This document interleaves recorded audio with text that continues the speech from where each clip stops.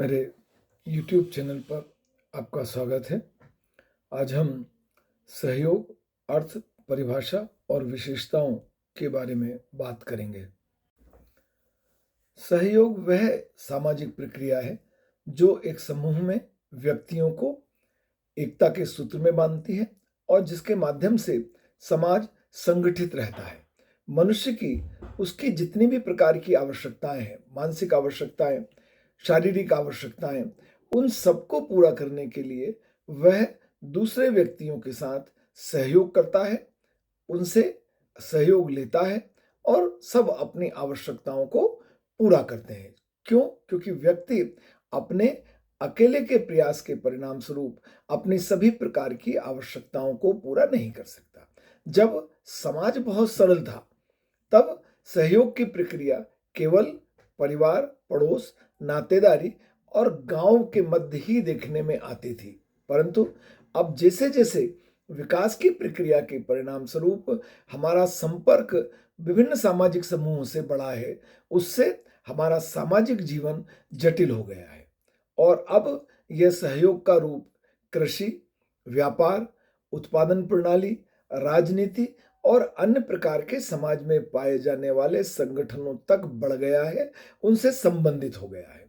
सहयोग एक ऐसी सामाजिक प्रक्रिया है जिसके माध्यम से लोग मिलजुल कर काम करते हैं, एक दूसरे को सहायता देकर अपने सामान्य उद्देश्यों को पूरा करते हैं।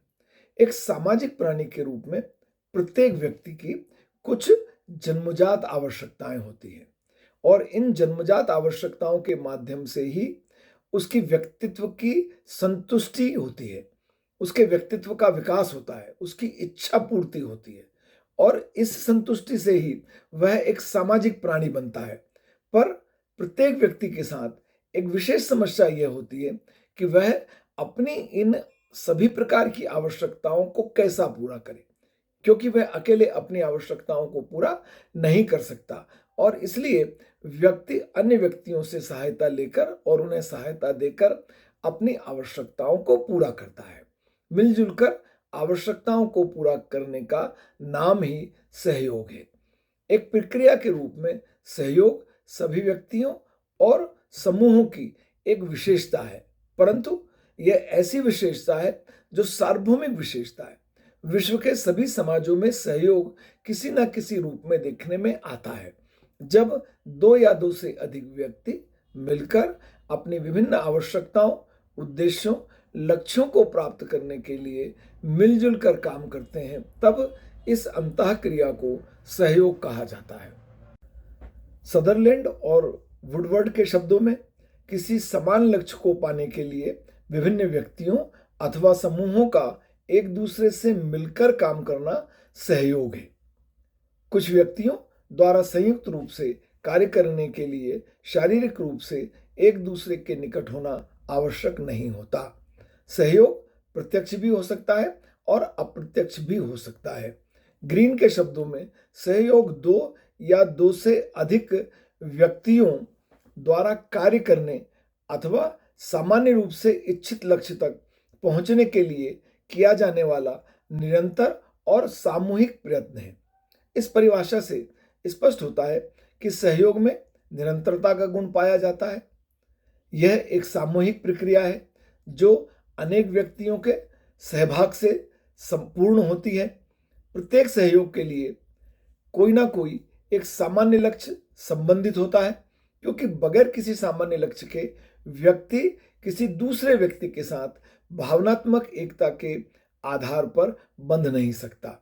इस प्रकार कह सकते हैं कि जब कुछ व्यक्ति किसी विशेष उद्देश्य को प्राप्त करने के लिए संगठित होकर एक दूसरे की सहायता करते हैं, तो यह स्थिति सहयोग की स्थिति कहलाती है।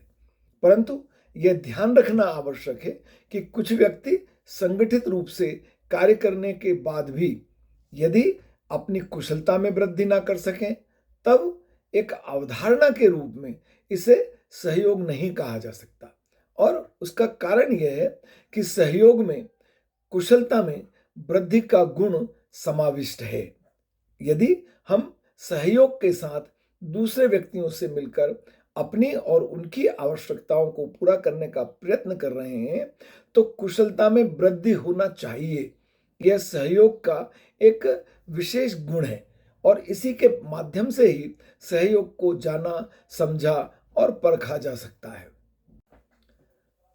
सहयोग की विशेषताएं।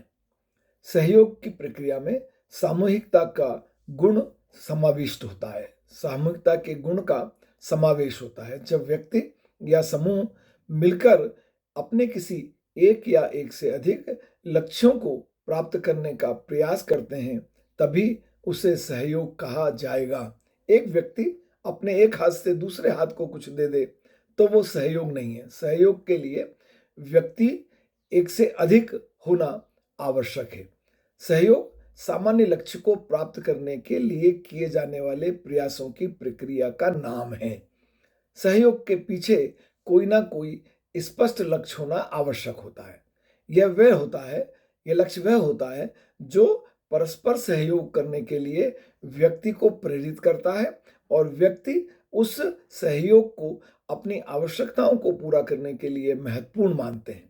लक्ष्य की यही समानता सहयोग करने वाले व्यक्तियों को भावनात्मक रूप से एक दूसरे के साथ जोड़े रखती है और उनको संगठित रूप से प्रयास करने के लिए प्रेरित करती है। सहयोग में कुशलता का समावेश होता है। फेयरचाइल्ड ने लिखा है कि जब अनेक व्यक्ति संगठित रूप से कार्य करके अपनी कुशलता को पहले की अपेक्षा बढ़ा लेते हैं तभी इस दशा को सहयोग कहा जा सकता है। इसका तात्पर्य यह है कि यदि एक दूसरे को सहयोग देने वाले व्यक्तियों के प्रयत्नों के बाद भी पहले की तुलना में कोई कार्य अगर अच्छे ढंग से नहीं किया जा सके तब यह सहयोग नहीं है, क्योंकि उसमें सहयोग हुआ ही नहीं। सहयोग की प्रकृति प्रत्येक दशा में समान नहीं होती। सहयोग एक छोटे से क्षेत्र तक सीमित हो सकता है अथवा इसका क्षेत्र बहुत व्यापक भी हो सकता है। कभी सहयोग प्रत्यक्ष भी हो सकता है और कभी यह अप्रत्यक्ष भी हो सकता है।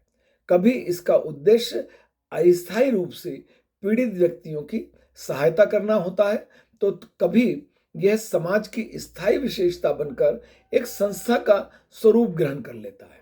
सहयोग के यह रूप समूह की प्रकृति और समय विशेष की आवश्यकताओं से संबंधित होते हैं।